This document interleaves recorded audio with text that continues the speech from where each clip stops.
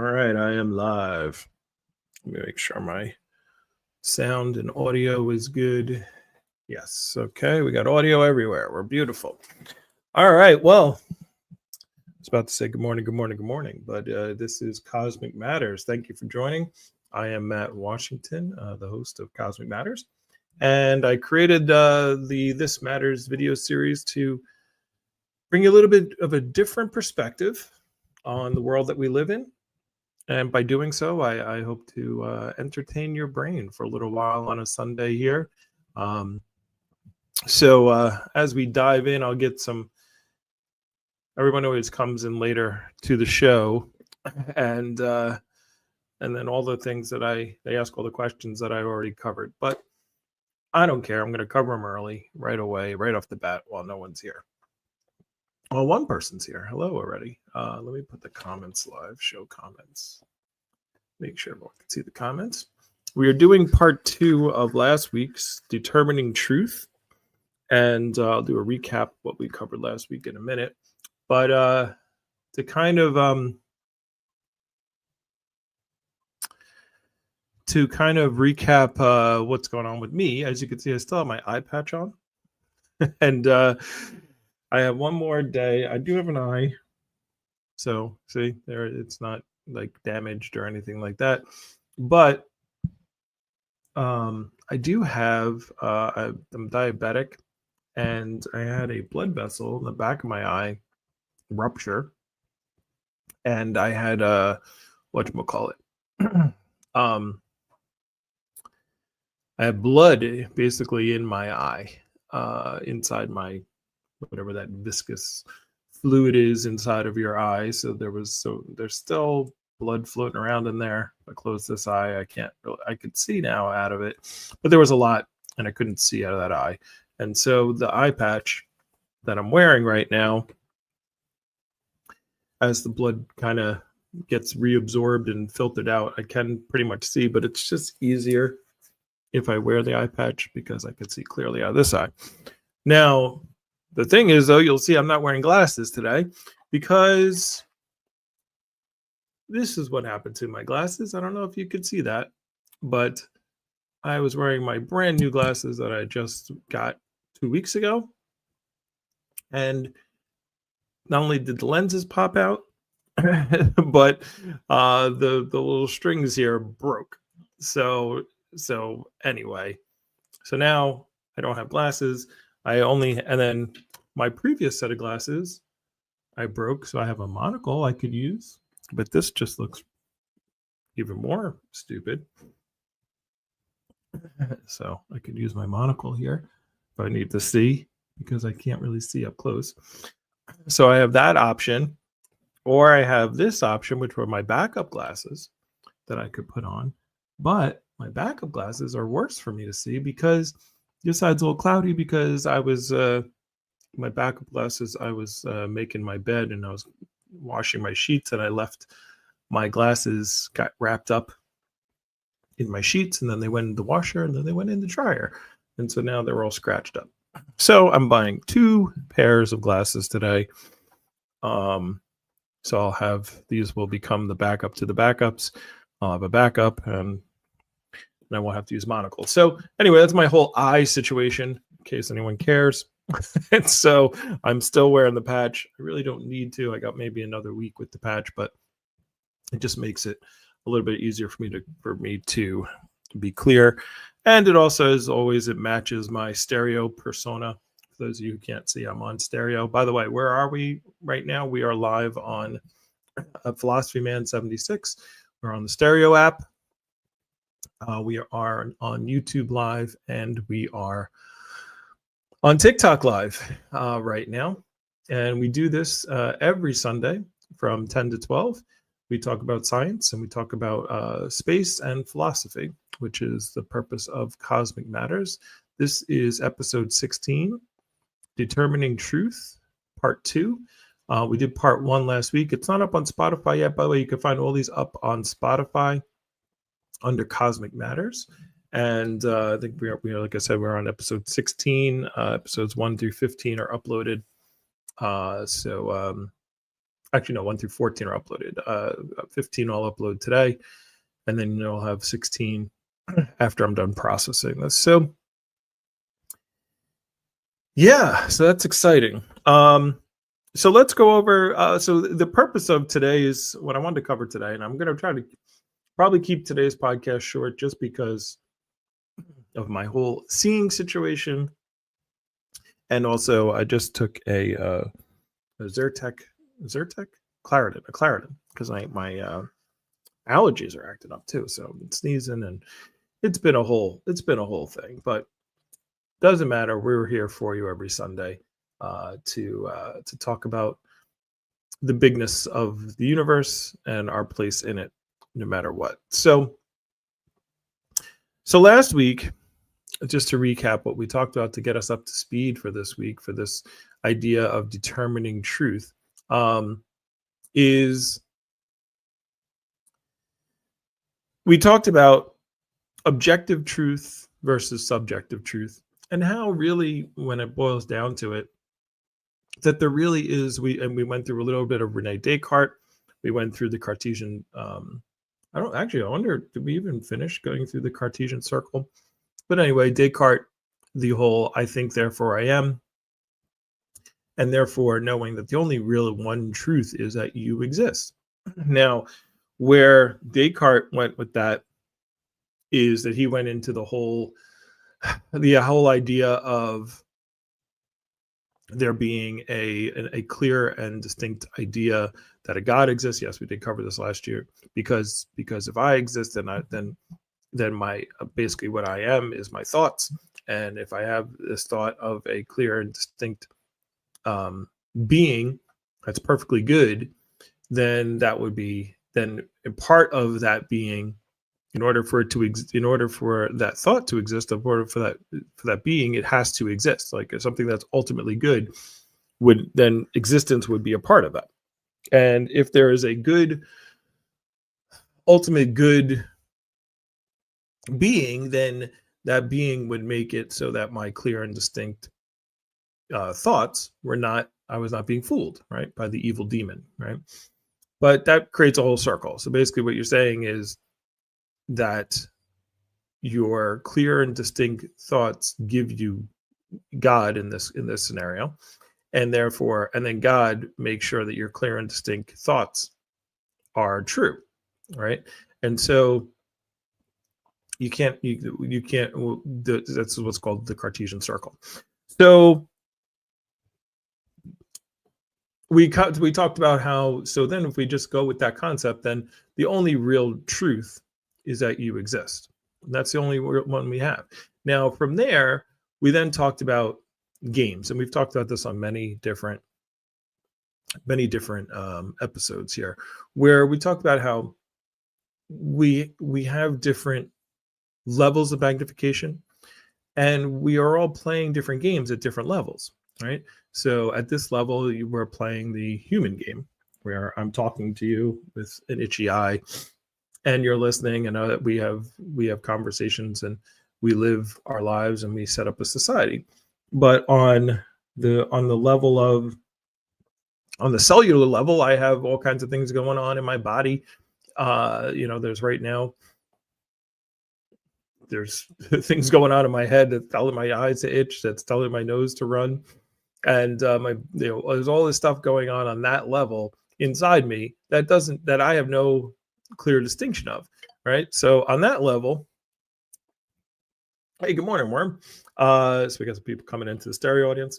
On that level, there's a whole different level of truths, right? What's good and what's bad, what's good for, and I'm going to do a whole talk on morality, where good and bad are also a subjective thing. There's no objective good or bad. There's only good for certain things, or good for the game that we're playing, or bad for the game that we're playing, right?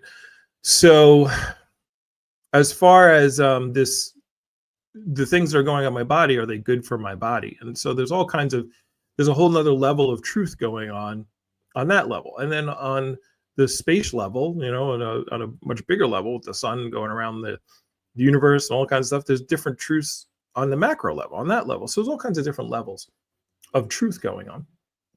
So well, let me see. We got a message. I like to play messages right up as they come in. I try not to get too far behind on messages. Let's see what we got from Worm. Hey, Patty, what's up?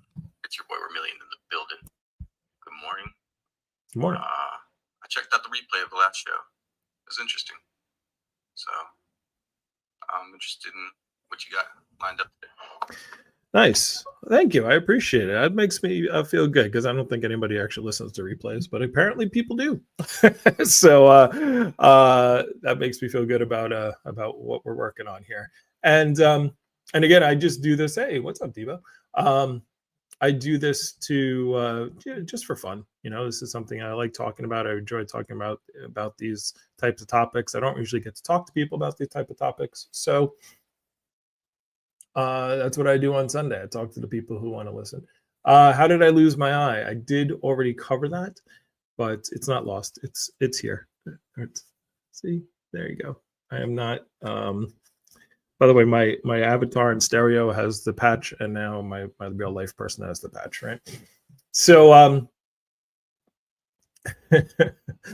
yes, I stared into the sun too long. All right, I'm gonna try to. I always get sidetracked by comments, and I love the comments, and I love the talk. So, but let me get through what I was talking about. So games, right? So we are playing. There's different levels of magnification of reality, and there's different games that are being played, and the rules of one game do not apply. So we have to understand when we're talking about, for example, truth. We want to talk about the truth as it applies to our game, not objective reality, right? So what do I mean by that? And this is, again, what we talked about last week, but just to recap, is, like if I'm a volleyball player, I like to go play volleyball. So when I'm playing volleyball, there's certain rules that apply to me on the court.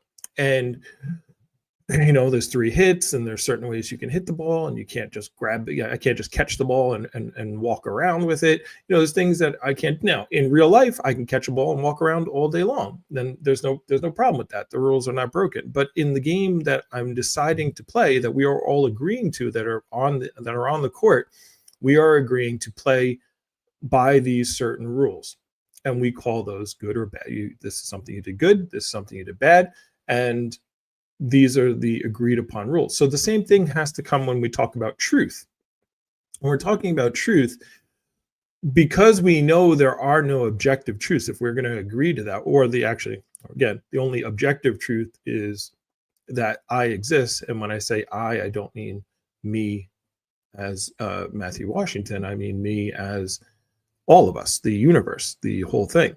But within the universe, games are being played, and one of the games that we're playing is the human game, right? Where we have a society, we have humans on this little rock floating around this star, and the humans have decided to play this game called the being a human being, having societies, having rules. And so what we need to do, and this is why when we talked about last week having personal truths versus societal truths, fundamental truths, we have to come up with ways that we can agree on how to play the game. Because if we don't agree on the rules of the game, then the game doesn't work, right?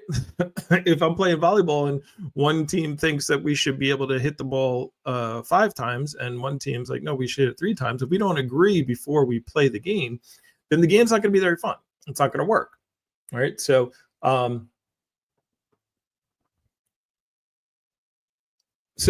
this is the same thing with humanity. We as humans, in order to survive, we don't have sharp claws. We are not very particularly fast to other animals. We're not particularly strong to most other animals. So the way that we had to survive is by relying on each other, by being in communities, being, helping each other. And so because we had to rely on each other, and that's part of the human game, our minds evolved in saying that the ones who didn't do well with others, right? Who wanted to trek it out on their own, typically died. All right. So, I was talking with Muhammad once, and we talked about, that we are the descendants of cowards, right? The people who ran away the fastest were the ones who survived. Right. So, in most cases, it was just being a joke.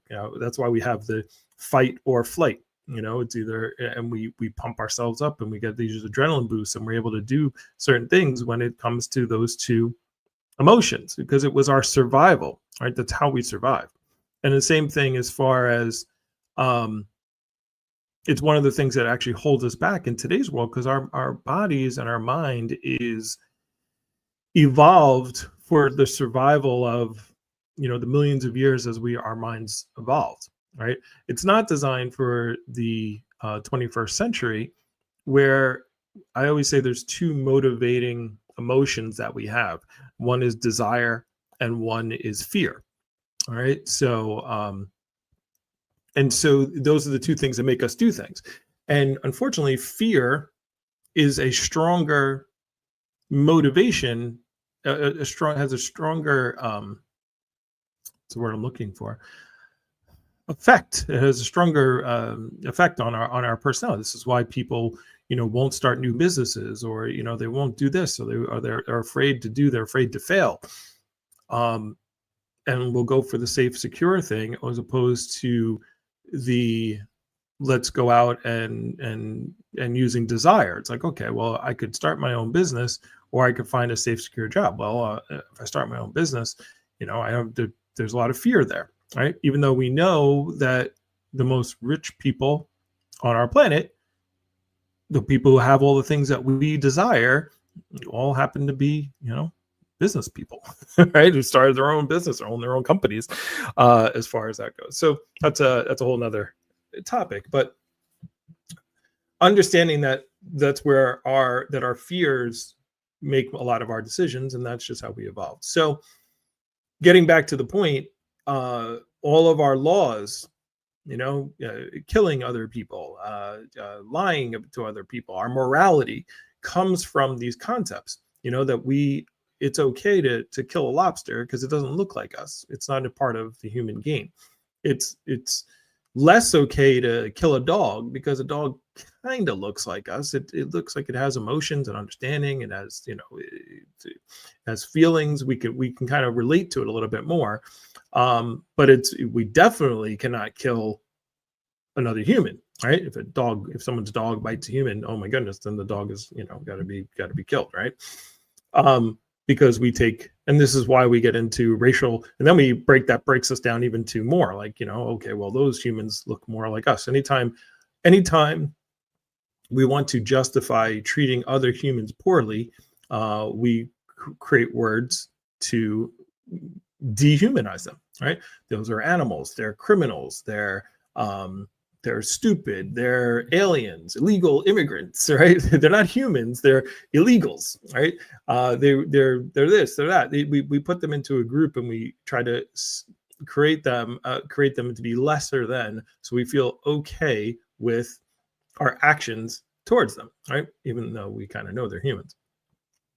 And so this is how we get over that. Anything that's not us, we're okay. If it's outside of our group, we're more okay with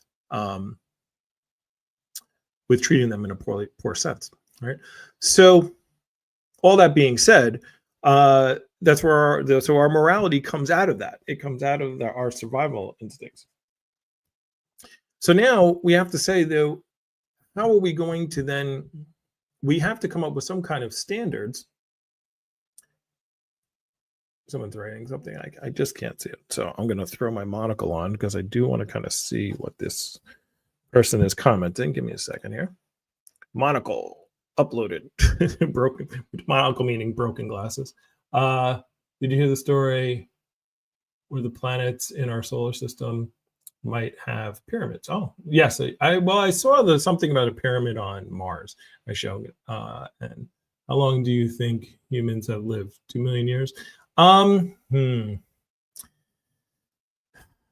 on what you're going to call a human. Are we going to call like Neanderthals human? Are we talking humanoids, or are we talking humans? Homo sapiens.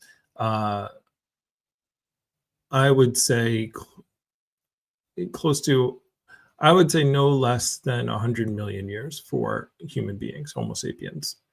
Only way to escape Earth is to become a billionaire. For right now, actually, the only way to escape Earth is, well, you could die, or you can be a robot.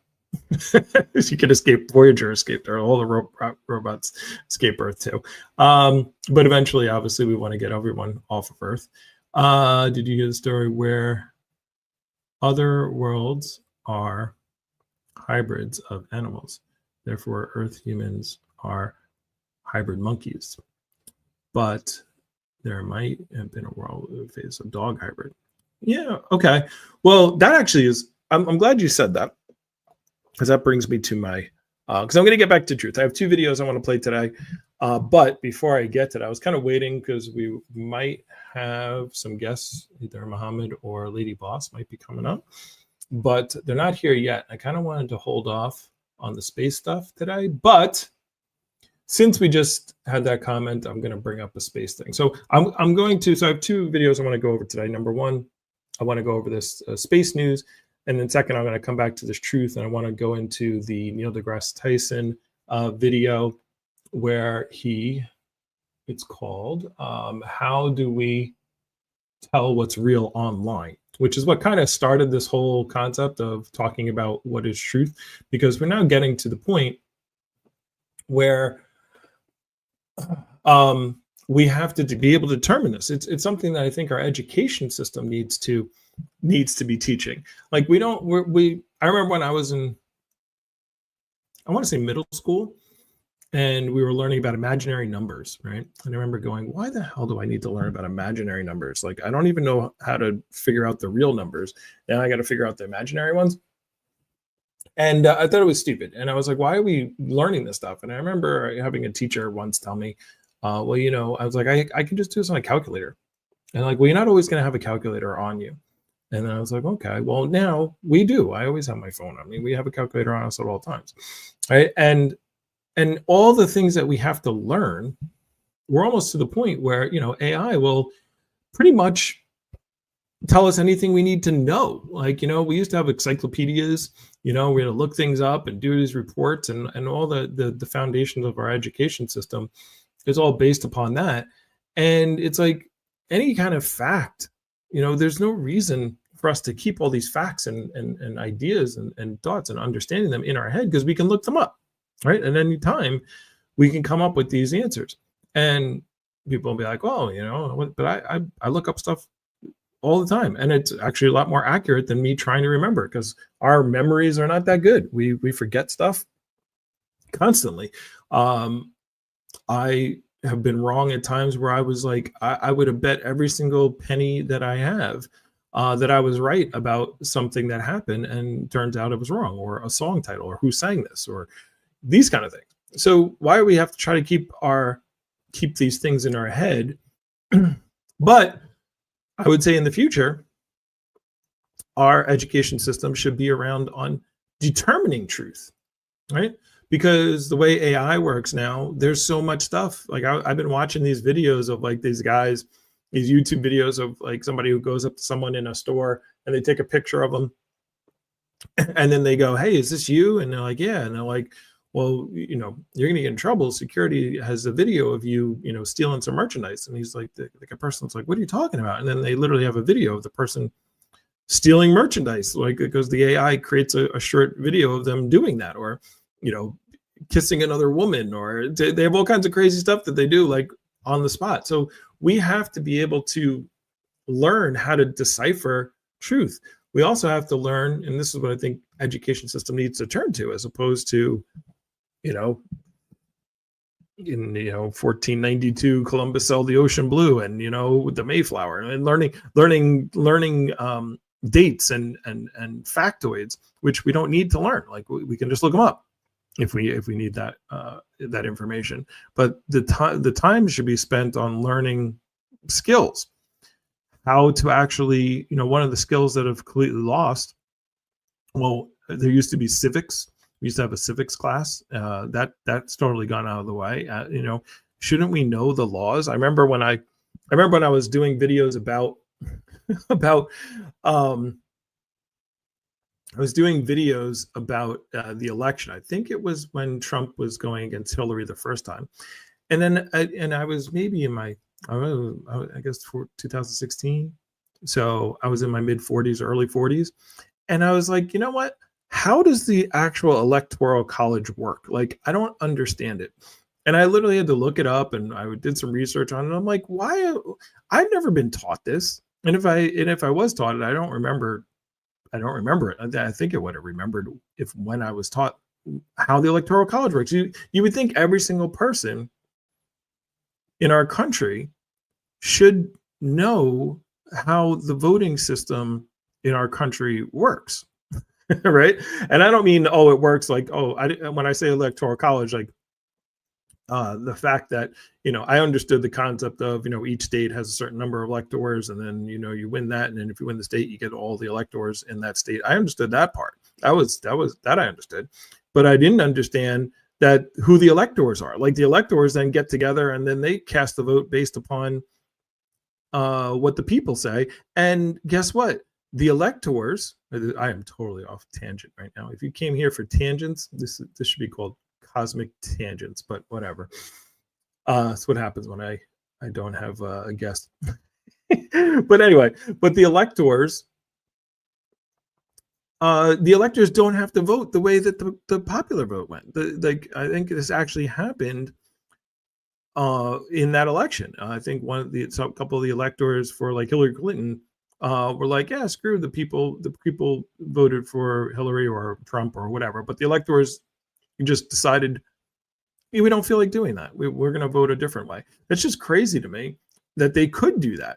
And that was set up during the Constitution in case the smart people, figured that the population made the wrong choice. That's what this is how it's set up. It's insane. I'm like, you got to be kidding me with this. Like, this is real. I'm like, how come I've never been taught this? So, I got some messages coming in. I see some more being typed up. I appreciate you guys with your messages. I apologize for where this goes. This podcast always goes off the rails really quickly, but we have fun with it. All right, I got two here from Worm. Let's play them.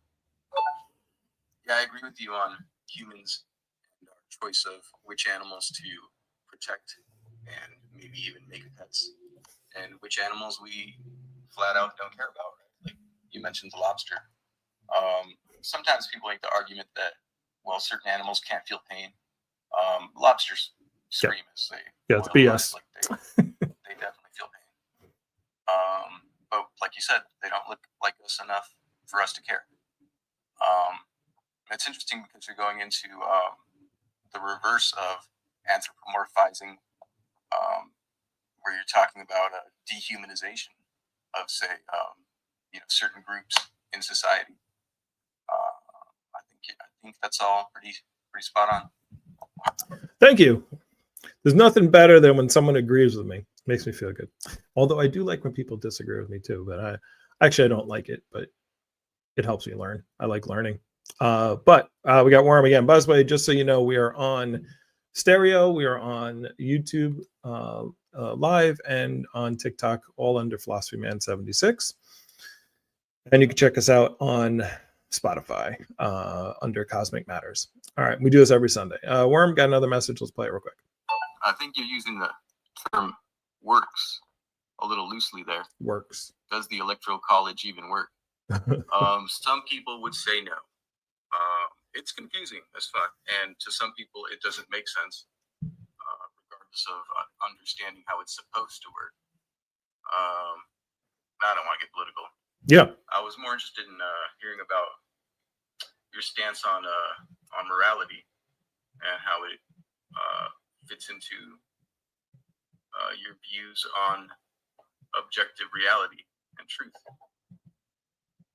And I'll get to it. If moral subjectivism is possibly leading you down a road of indifference or an inability to tell what's right or wrong.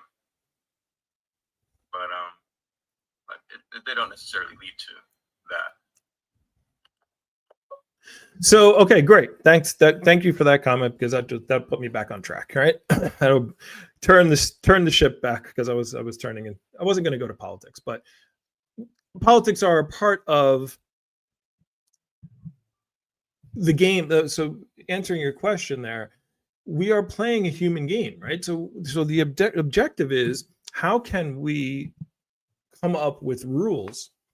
How can we come up with ideas that we will accept as truth, so we can therefore make it that we can ease the pain of everyone? So, like, objectively, on an objective level, the universe in the whole world span, when you're not playing a game, when you're talking about the we, as you're talking about the I as the entire universe, I meaning me, you, and the stars behind me in the picture,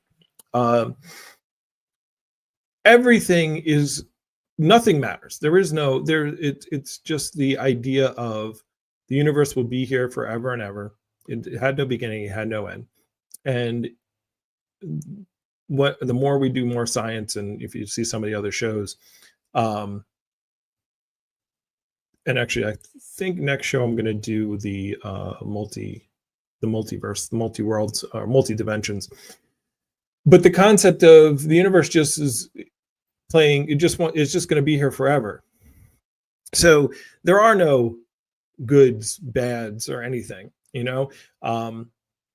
the whole concept, the whole thing that turned me away from a thought of like a God out there, a God being that was like the Judeo-Christian God of a all-knowing, all-powerful, all-good being, right?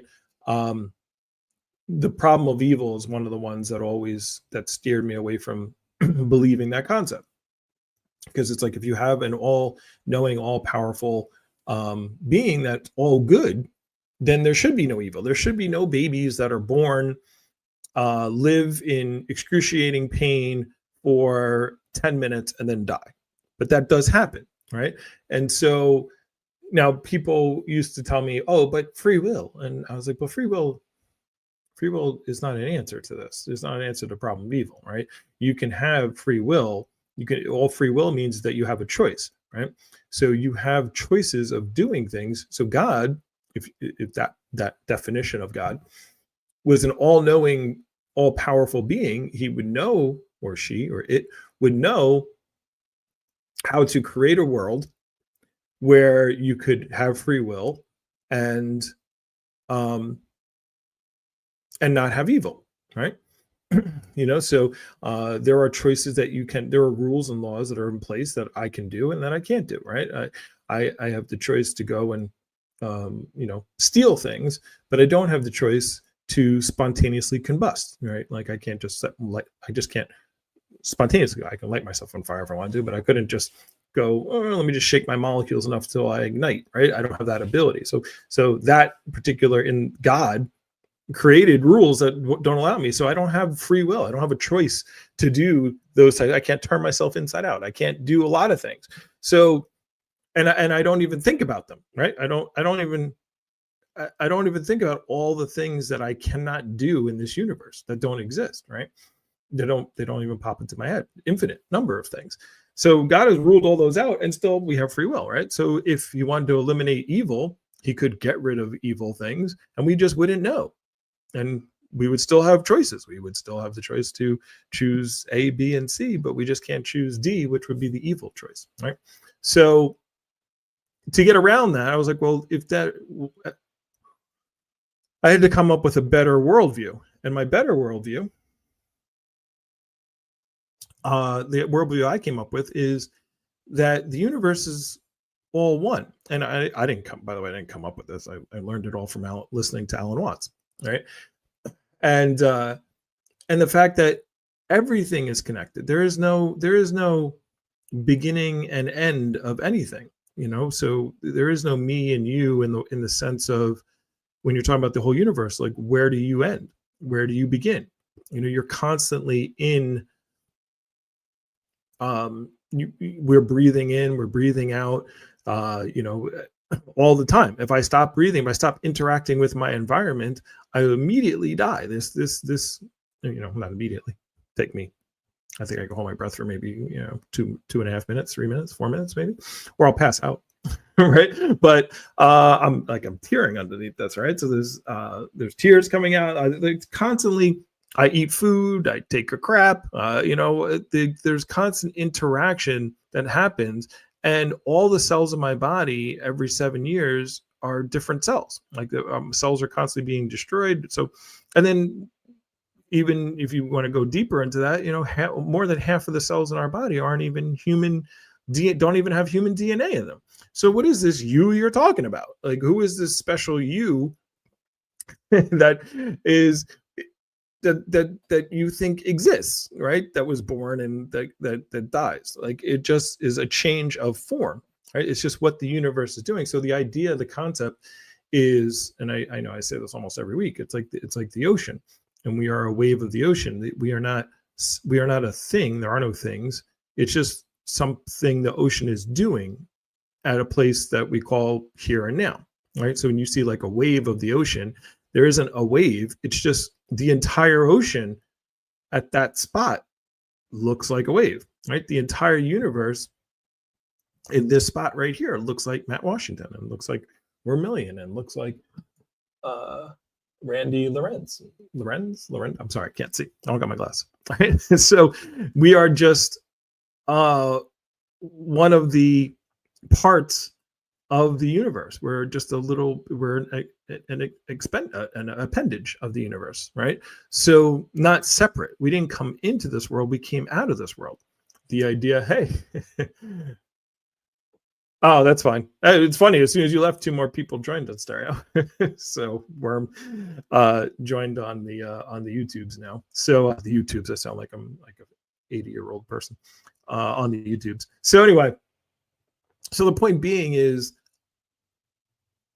this is why we need games, right? Because it's so hard not to go back into other concepts that I've talked about on different podcasts. But one of my first ones that I did here, where we talked about the universe as a whole, living forever, being around forever, how boring that would be. And I do believe there is a consciousness of the universe, right?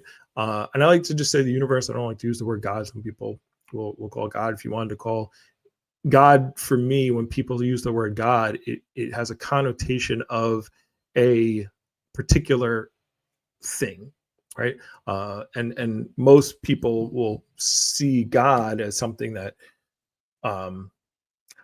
is an entity outside of the universe, right? It created the universe. I see the universe as God, as we are all part of it, and I also see the consciousness of the universe throughout all of us, right?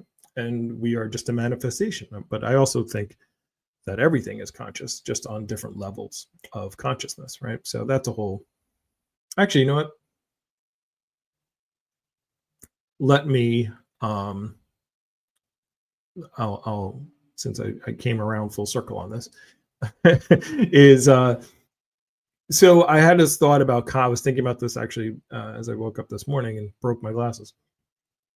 The concept of consciousness on a cellular level, right?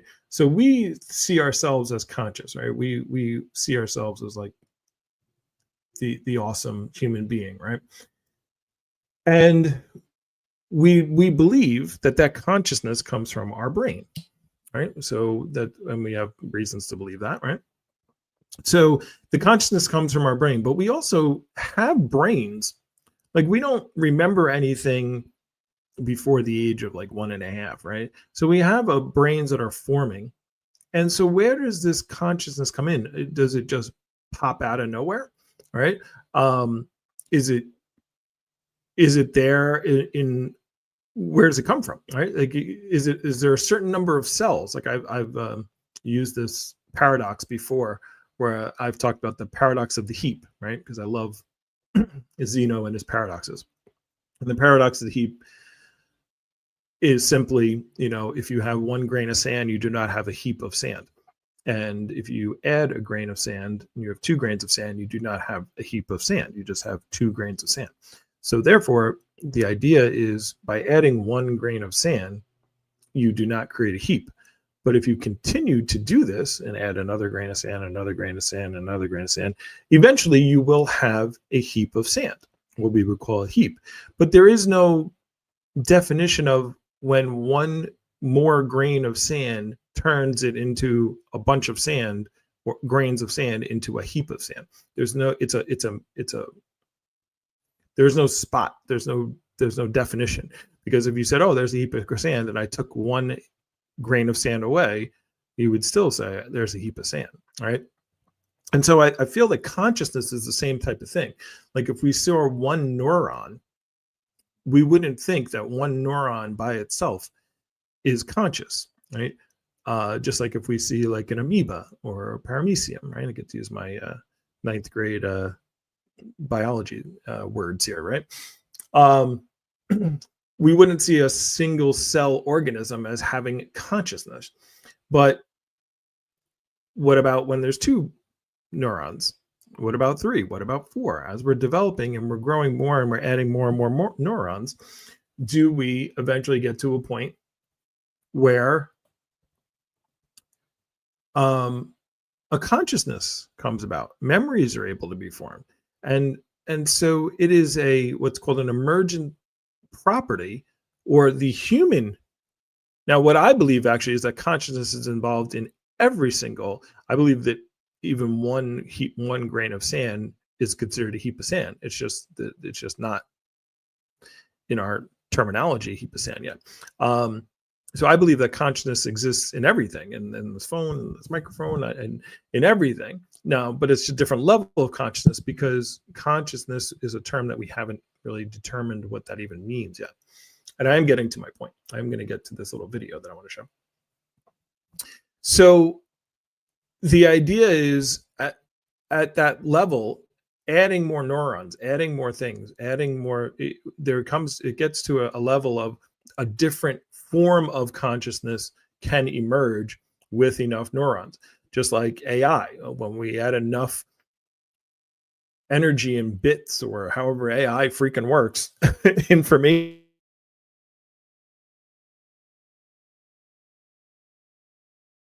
given to a different type.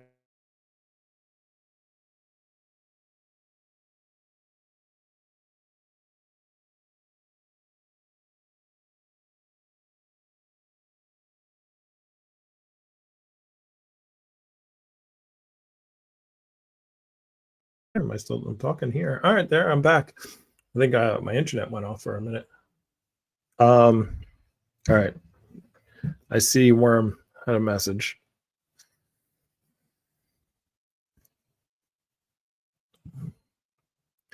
Not that anyone asked me, but seems that consciousness emerges from certain biological and neurological networks that mimic that structure.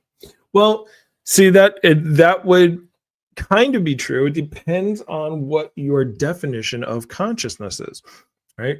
So some people, when I've had this conversation about single cell organisms being conscious, like an amoeba, which is one cell, it'll move towards food, it'll move away from bright light, so it interacts with the environment around it. So henceforth, is that conscious? Is it making a conscious decision to move towards food, right? Or move away from light, or move away from heat, or something like that. So that's where our break. So that's why I use the paradox of the heap, because the word conscious is a thing that we he said is a thing that it's a word, and whenever we try to describe things, as I was talking about last week when we talked about lies, whenever you try to get fine, when you try to get specific with things like words, because words are divisions of the entire universe, right? When I say a finger, that is a division of it. We're trying to talk about a specific thing. we're trying to make a thing, but the universe isn't made up of things. Because what is my finger? My finger is not. Is it just this? Is it just this? Is it all these? Is it the fingernail? Is it my knuckle? Is it this part of the knuckle? Does that count as part of my finger or not? Where does my finger end and my palm begin? And so but we understand what a finger is because it's just we're playing a game called human beings. And so we can't have a conversation about the entire universe all the time, right? So we have to try to make inaccurate or piecemeal statements about the whole universe so we can communicate, so we can play the game, right? So we all agree that this is the finger. And this is the point that I was talking about the whole video, the whole podcast, is we have to come up with rules on how do we determine truth. What are we going to accept as enough information to be true? And we have to then put all of the things that we do consider true through the same criteria. Because what we tend to do, we tend to accept our team because of our reptilian brains. We accept things from our team that we don't sometimes accept from people who aren't a part of our team, right? I see this all the time as I have friends who post right now, in 2025, we're very broken up by are you on the left or are you on the right? Are you a pro-Trump or are you not pro-Trump, right? and I see people on both sides who will literally post every day 5, 6, 7, 8, 9, 10 videos every single day. And the videos are all about, they're all in their echo chamber. They're all videos that are just trying to make the point that they accept. But if you took the same concept, so for example, right now there's a bunch of videos that are out, or one of the talking points of the right, for example, is the black man who killed the white woman on the bus. I don't know their names. I'm sorry. And he had been in jail like 7 or 8 or 9 or 10 or 15 times. I don't know. And that's their talking point, right? Like they're like, this is not right. This is bad. Now, if you're on the right and you agree with the right, then you're like, it needs to be fixed. But on the same note, on the left, they'll look at that and they'll say, well, that's just one example. That's not really what happens. It's they look at that, and then because they just don't want the right to be right, they say things, they don't accept that. They go, well, look at this problem. Instead of even addressing it, it's like, well, let's look at this. What about all the black men who are in jail unjustly and the police that do this and do that? And so both sides, and by the way, and the right will do the same thing when someone on the left will post something, a police officer beating up a black woman, and they'll be like, well, we don't know the whole situation.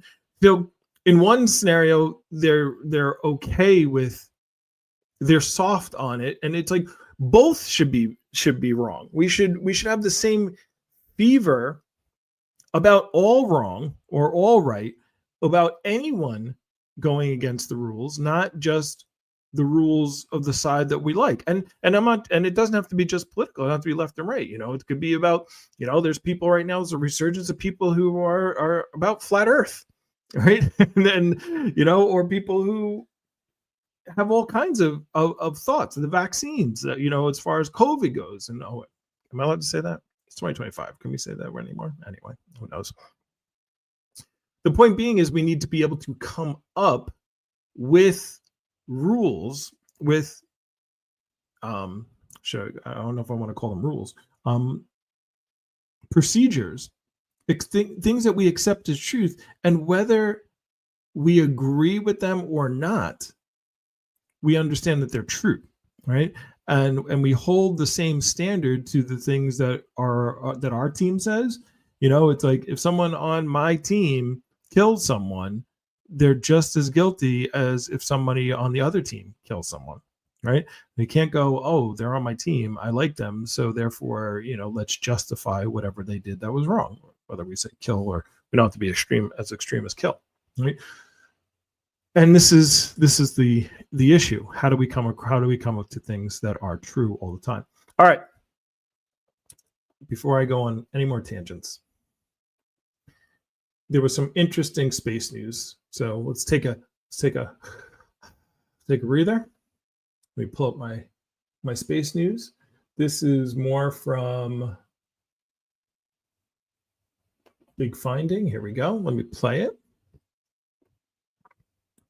Let me share here. All right, let's see how that looks. Oh, that looks good. That looks good. Beautiful. All right. There's some news here. Let's dive into this. This is space news. It is related to the topic. I always like to talk a little bit of space. We have our girl here, Astra Alexandra, who I love. By the way, if I think there's TikTok is doing an voting for some educator award, I would highly recommend voting for her. And if you're not following her, I would definitely follow her. So here was some space news, some interesting space news that actually pertains to the topic of what we're talking about today. This is a short.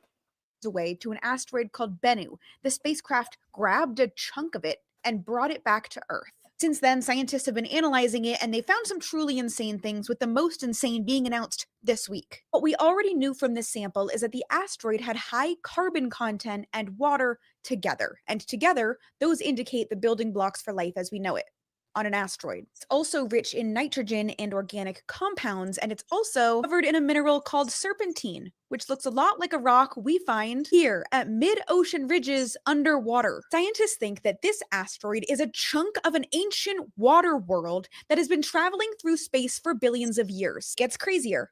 On Earth, life uses 20 amino acids to create proteins. They found 14 of them on this asteroid. Also, you know the 5 nucleotide bases that are used to create DNA and RNA? How many do you think were found on this asteroid? All 5. Okay, now for the announcements from this week. Ooh, hold on there, girl. So that was a bunch of stuff that we need to chit chat about. We'll bring her back in a minute to do the rest of that video. But somebody mentioned before about animal kind, dog kind, different places. So here's the thing. So they found an asteroid, right? They went up and mined it, and they found all 5 nucleotides in DNA and RNA, right? The nucleotides, by the way, you don't know what they're talking about, like the AGDT or something like CT, AGCT, right? So the building blocks of life. So one of the hypotheses, I won't say theories because I hate when people misuse the word theory, but one of the hypotheses of how life got started on Earth is something called panspermia, which is basically saying that how life got started it didn't happen. Like there's abiogenesis, which is basically the theory, or excuse me, the hypothesis that somehow life got started here just through chemical reactions, right? If you ever hear a theologist talk about this, they talk about a lightning striking some hot water or something like that, right? And so we don't know exactly how life got started, but we do understand that evolution theory, because evolution actually is a theory, and a theory, I got to make sure I always say this, a theory is an explanation of facts. Okay, talking about truth, right? Because we'll have some people say, well, evolution is just a theory. They don't understand what they're talking about. They don't understand what the word theory means.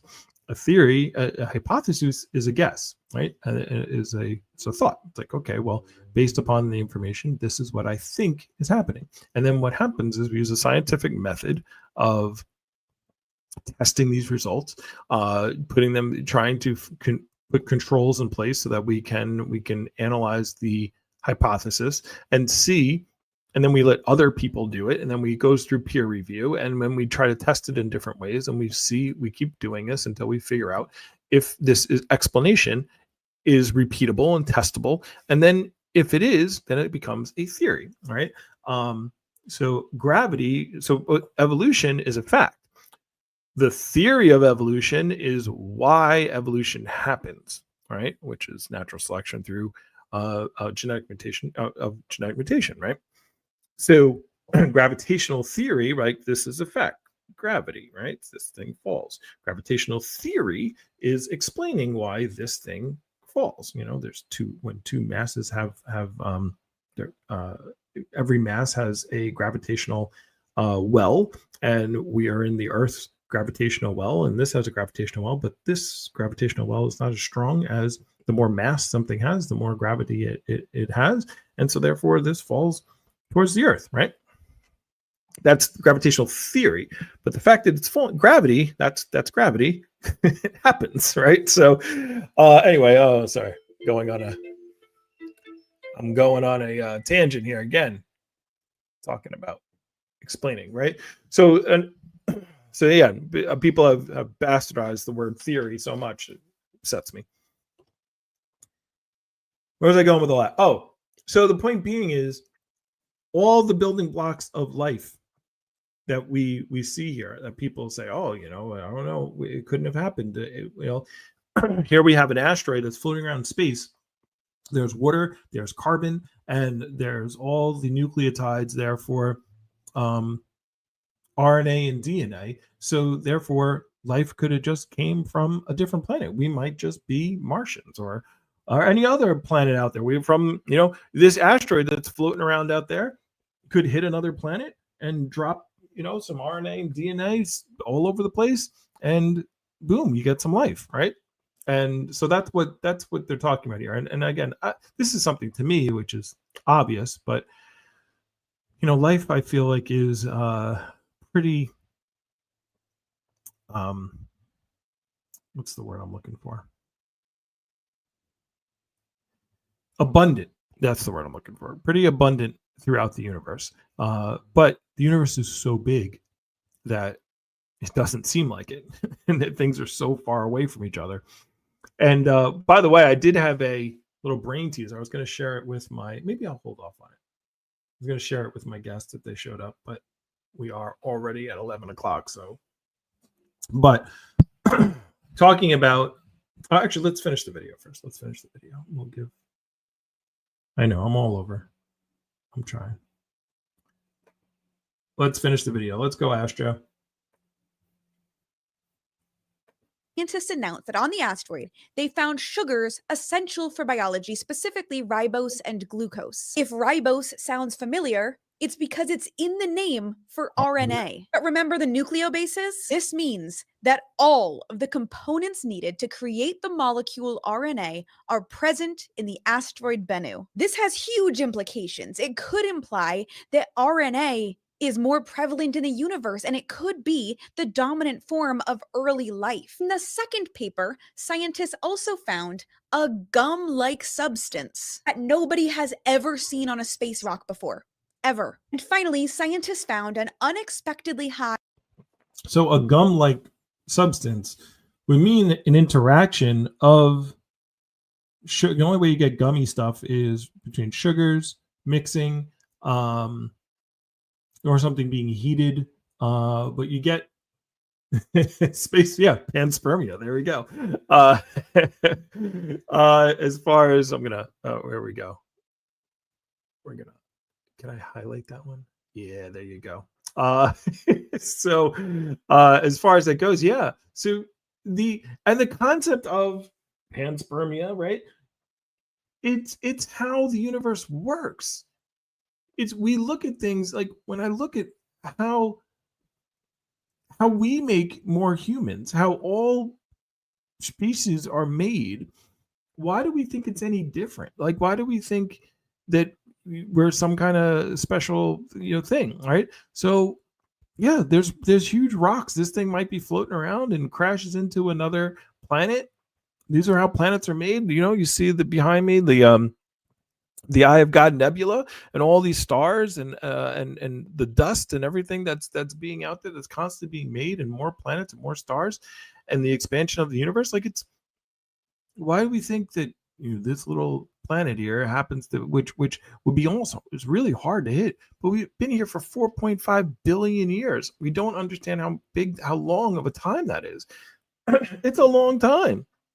You know, when I said before that I feel like humans have been around for over 100 million years, it's like, for me, that sounds weird, right? Because what does a human live? 80 years with the average lifespan, 80, 90 years? How many times does 80, 90 go into 100 million, right? I don't know. Let's do math. Math, right? My teacher told me we wouldn't have calculators on us at all times, right? There's 100 million divided by 80 years. So it's 1.25 million lifetimes of humans, right? If and by the way, the average lifespan of a human hasn't been 80 years, or it's not even 80 years, it's like 70 years, 76, 75, 70 something. But the average lifespan of humans just 100 years ago was only like 40, right? So now you're up to 2.5 million generations of people, right? For evolution to take place over that time. And I'm pretty sure that even people before that didn't live even longer, less than that. But that's just 100 million for 4.5 billion years is nothing, right? It's a 0.045, 0.045, might even be 0.0045. I don't know. I can't do the math in my head real quick, and I don't feel like doing it anymore on here. So the point being is, the scales of time, the amount of time that's been around for us to change and evolve, and for things to happen, are just immense, right? So it's hard for us to think about it because we only live, we put everything into our mindset, and it's okay, because that's what the universe wants. The universe wants us to have anxiety, and it wants the drama, and it wants the knowledge, and to learn things, all these things that the universe wants, because and why we forget, and why we live, and why we die, is because the universe is going to be here. We are going to be here forever. And if you're going to be around forever, you might as well experience everything, right?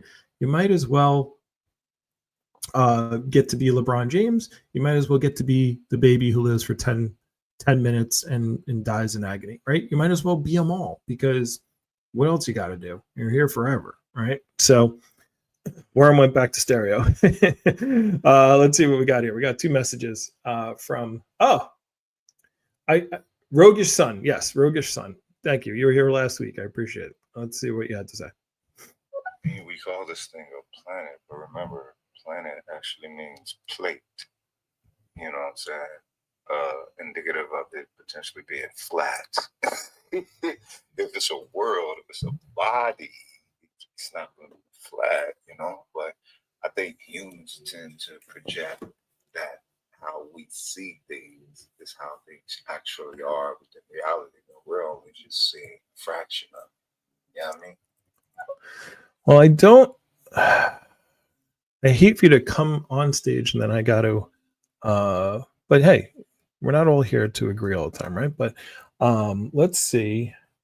I don't think plate is where planet comes from. Where does but we're gonna play your other message.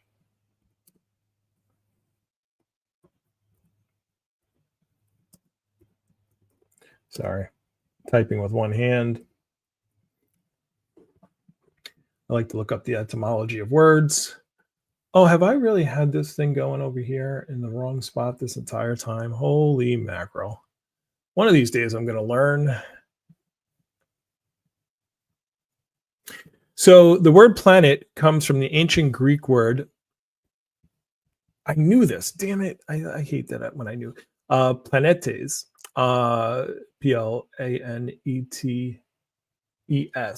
meaning wanderer or wandering star. Evolution of meaning. Let's see. Entry into English. The word from Old English, Greek, blah, blah, blah, blah, blah. Yeah, but it might sound like plate, but that's not where the word comes from. Or might be spelled close. You can't do anything from English. English is a hodgepodge of ridiculousness. especially our English here in America. It's even more hodgepodgey. But appreciate you being here, Roger-san. And you did have another point in there that I can't remember, but let's play your other message. We don't even see all the breakdown of the light spectrum like a lot of things do, and temperature and things. Other things in reality has this just within its basic awareness. We have to create artificial means to do such. So I doubt that we could have as accurate a forecast. You know what I mean? And this is also dealing largely with the non-body factors of reality, which we tend to overlook more toward that material physical. I think truth is very relative for humans in a species dynamic, if you will. Yeah, and the thing is, right? Well, I mean, there's so much more going on. And that's fine. We wouldn't. Does anybody know how we actually even discovered? It's not ultraviolet, not X-ray, infrared. So infrared was found because there was one of these 16th century people was looking at a prism, right? And they were shining a prism, and they wanted to see what the temperatures, if there was a difference in temperatures based upon the color range, right? So they took a big prism, they shined it down, they saw the rainbow of colors, and then they put the temperature into each color range, and saw that each one had a different temperature reading, right? The blues were, I think, the cooler range, and then up to the reds was the hotter range. And then while they were writing it down, they took the thermometer and they put it outside of the red into a range where there was no light. There wasn't anything being seen. And they saw that the temperature even got hotter. And they were like, wait a second, there must be something there. Something's going on there that we can't even see. It's not visible light, but it did get hotter. And this is how this was the discovery of ultra red, right? Something along those lines, right? So yeah, we need instruments like this is why we don't have good concepts of numbers and space and time. So I was going to ask one of my my co-hosts that didn't join today. Let's see if they jump on later. But I was going to ask them. I was looking up big and small, right? I'm always fascinated by our inability to understand how big things are and how small things are. So if you go down to the smallest things, I haven't had my light on this entire time. Wow. Anyway, if you go down to the smallest things that are out there, which would be Planck length, like into the quantum, right? The smallest length is Planck length, which is 10 to the it's 10 to the negative 35 power, right? Which is the smallest distance. So that's in the quantum realm, right? All the way down, that's the smallest. That was where the universe was started. Like all of our physics break down at when you regress the universe from the big, from where it is now down to the Big Bang. At Planck length is the space of the entire universe squeezed into that spot, which is not nothing, but it's pretty darn close. It's 10 to the negative 35. I don't know if it's 35 or 38. I'm pretty sure it's 35 though. So everything down to that is as small as, so there's all kinds of stuff going on all kinds of levels down, just to understand how small it is, so you can put it in perspective a little bit. An electron is 10 to the negative 15, right? So we're talking about 10 to the negative 35, right? So we're talking really small. We're talking about adding another 20 zeros onto the end of an electron, right? The size of an electron. So we're talking small.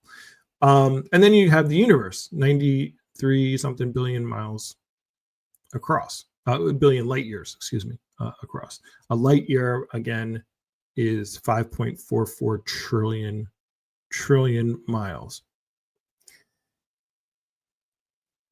So you have 93, is it 93 billion?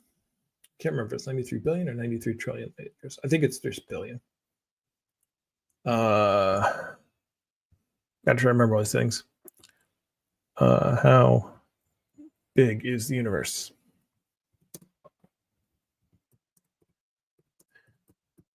Eventually, I'll just memorize these things just because I keep asking the same questions all the time. But 92 billion. Okay, light years across. So 93, 92, whatever, same thing. So once you get to the fine tuning, we don't really know anything there.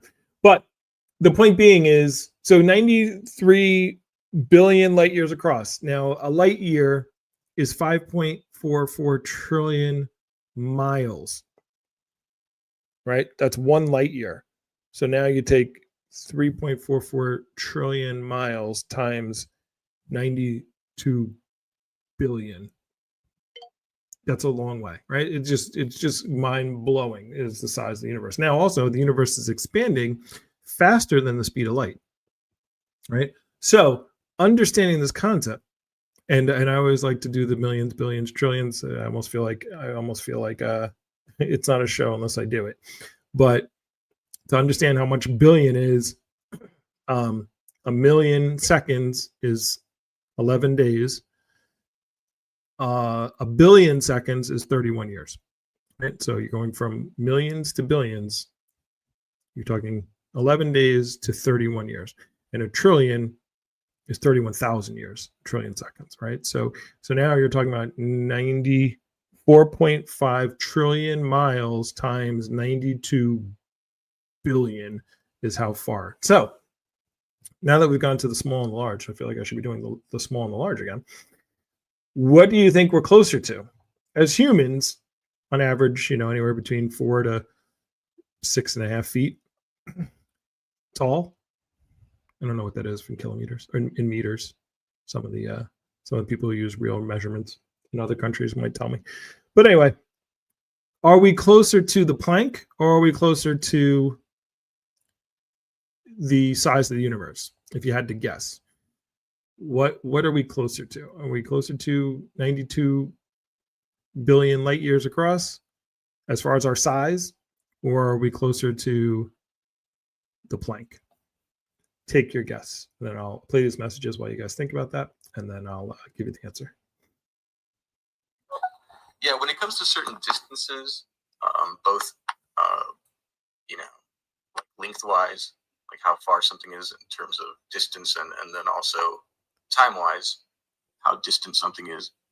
I think both present a huge challenge, and they should, because we're people who can only see so far around ourselves. We only live so many years. Why would we really have a concept of geologic time? Yeah. All the way back to Big Bang. That we can even have the concept of a global phenomena, to me, is wild.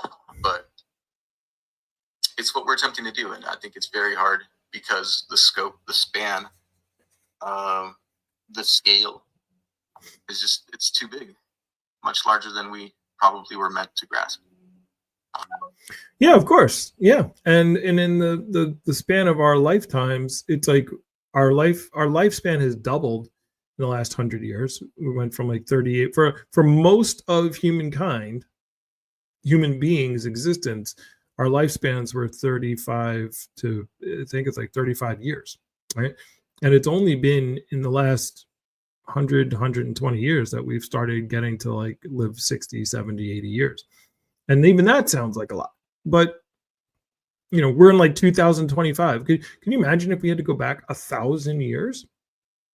1,000 years to us sounds like a crazy amount of time. 1,000 years was what? 1,025? What the heck was going on?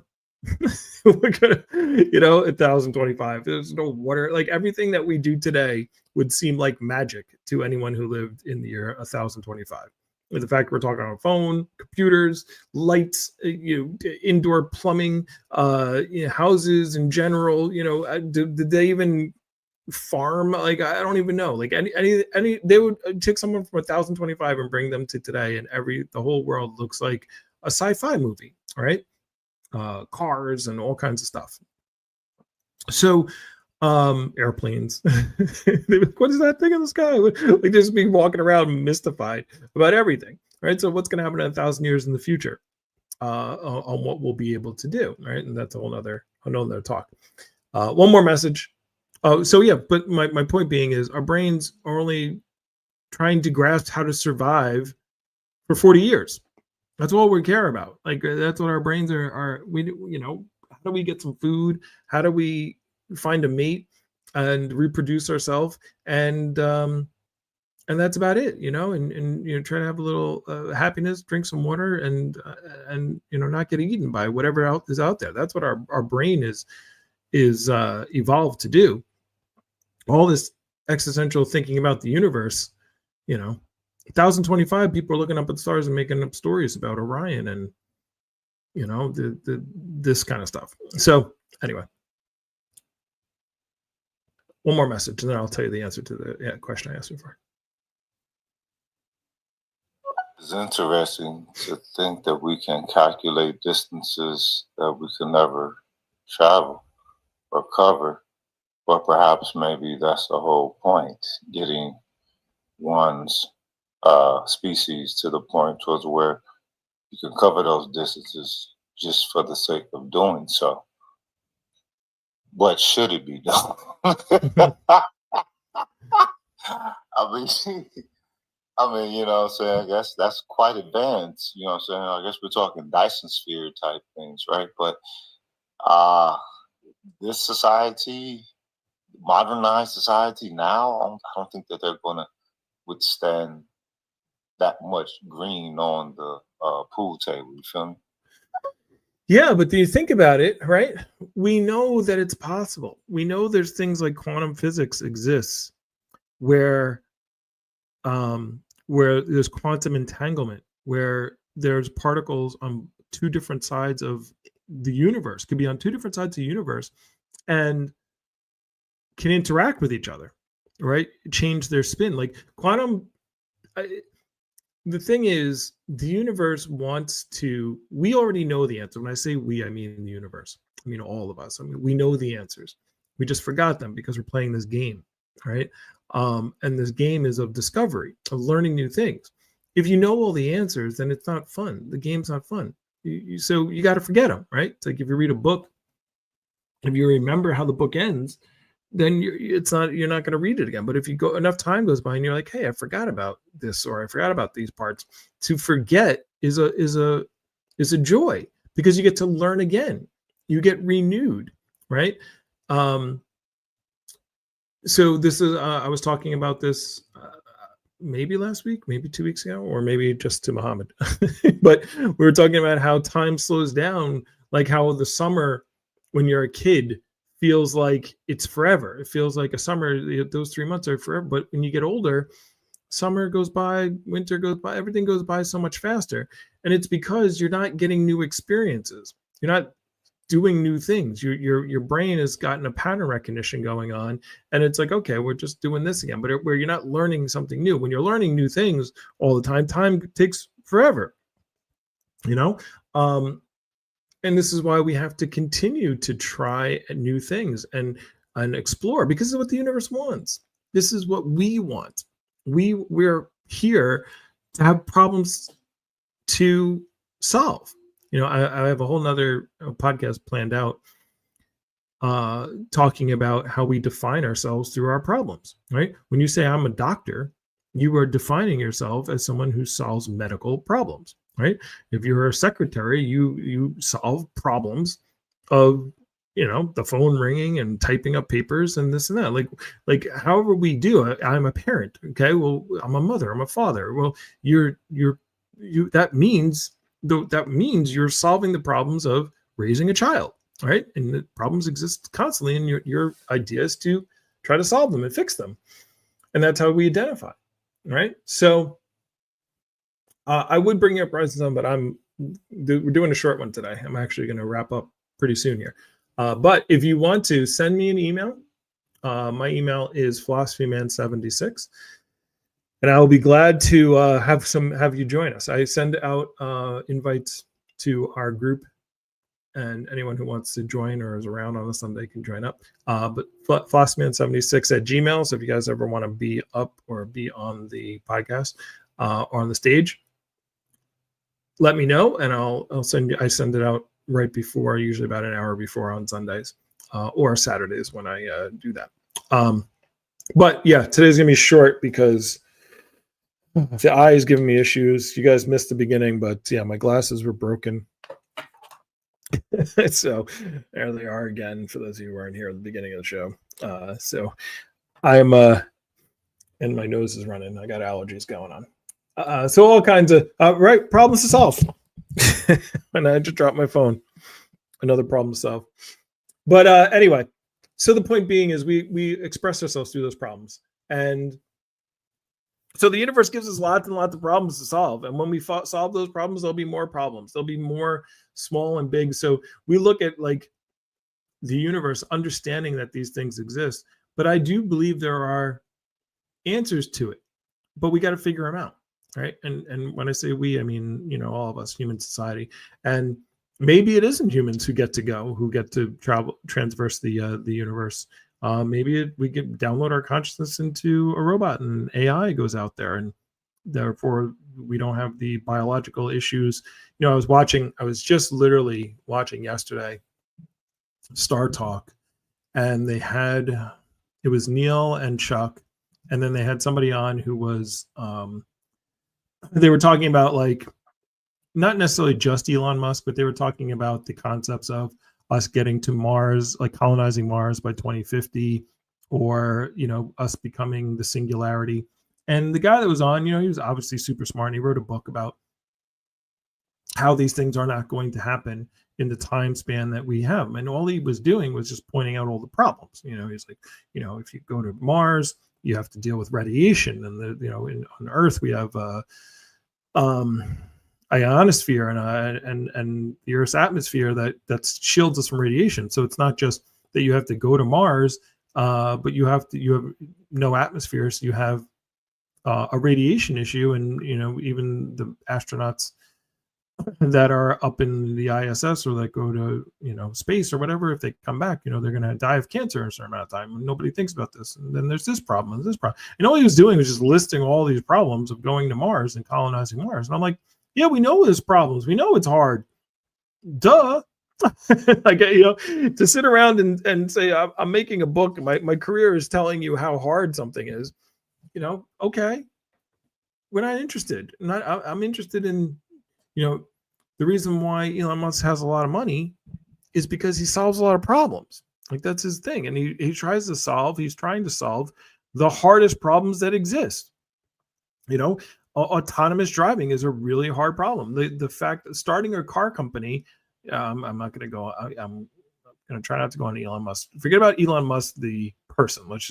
We'll call him EM, right? So some people get very upset about him. But let's just say a person who tried to start a car company, electric car company, without advertising, no advertising, and started a car company in America where no successful new car company has started since, like, I think it was like Chrysler, for over 100 years, and, you know, built the company that way. So it was very hard. These are hard problems. Neuralink is a hard problem. I was watching a bunch of things where they're trying to get 20 new Neuralink patients by the end of the year. So the people who solve the problems are the ones who make the most money, and they're going to fail a lot. And Elon, for example, makes a lot of money just because he tries to solve really hard problems that people thought were impossible.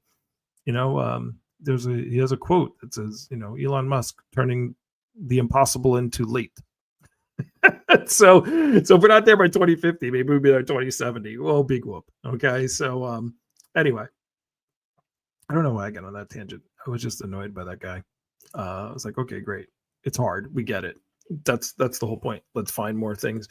The harder things are, but I believe there are solutions to everything. Every problem that we have, there's a solution if we want to find it. And maybe we don't have to find it out ourselves. Maybe we use instruments. Maybe we use AI. Maybe we use something else. Maybe humans can't go that far, and we go different ways. You know, so there's no. And maybe the AI figures out how to make warp drives and faster than light speed. Anyway, who knows? But this is, let me land the plane. Actually, is there any more from Astra? Let's finish Astra. At least, and I didn't get to Neil and the whole thing about the internet. I'll have to do a part 3, but it doesn't matter. I like conversing. I love the comments, and I like going on my tangents. All right, let's just wrap up. There's just a little bit more of this short video that she's in. So I'm going to rewind it a little bit, see if I can rewind it. Maybe not. There we go. That all of the components needed to create the molecule RNA are present in the asteroid Bennu. This has huge implications. It could imply that RNA is more prevalent in the universe, and it could be the dominant form of early life. In the second paper, scientists also found a gum-like substance that nobody has ever seen on a space rock before. Ever. And finally, scientists found an unexpectedly high amount of dust produced by supernova explosions that predate our solar system. There is some huge space news, but it's a lot, so buckle up. All right, that's it. So all right. So they found out there's more dust, I guess. I don't know why that's important, but it could also mean, here's the thing. I think life is prevalent. One of the reasons I love Star Wars so much is because it starts off in a galaxy a long time ago in a galaxy far, far away, right? And the concept is it's a space movie. It's supposed to be about the future, but it's a long time ago, right?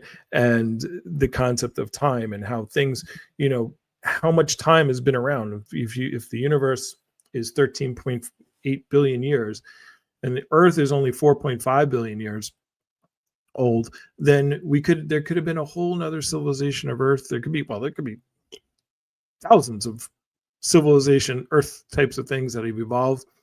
Where did this comet come from that has the RNA and DNA and everything on it? And it's kind of interesting that all these nucleotides can just float around out in space and not die, not break up. And we found an asteroid with one of them. Of all the space that's out there, we found an asteroid, sent a rocket there, picked it up, and saw this stuff there.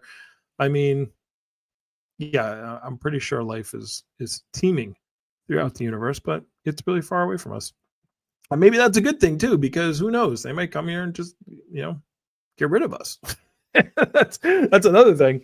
Maybe we don't want to find the aliens, and or if we do find them, maybe we want it. Like any alien species that will be able to reach to Earth, just like as Roger's son said, if they were able to reach us, they would easily,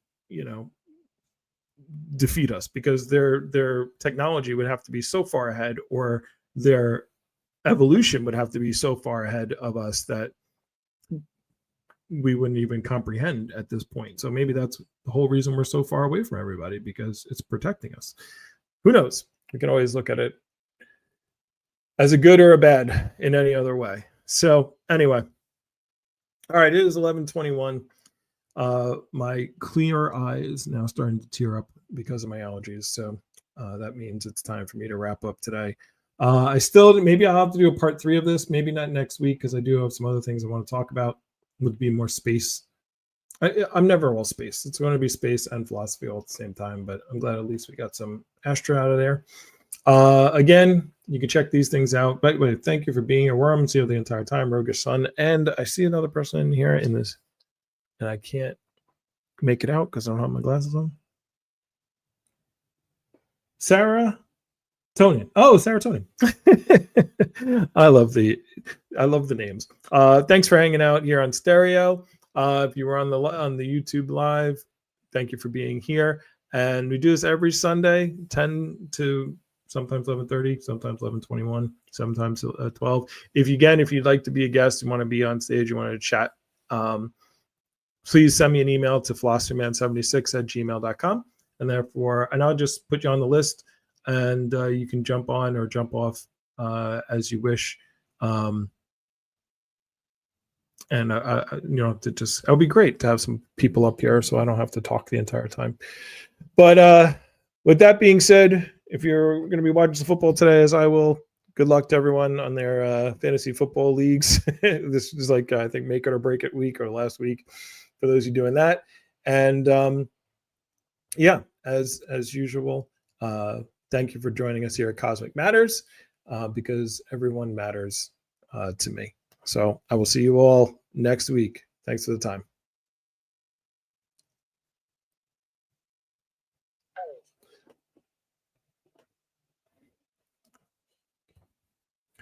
Ooh. All right. Where are we? Let's cut the live. Cut the live. End stream.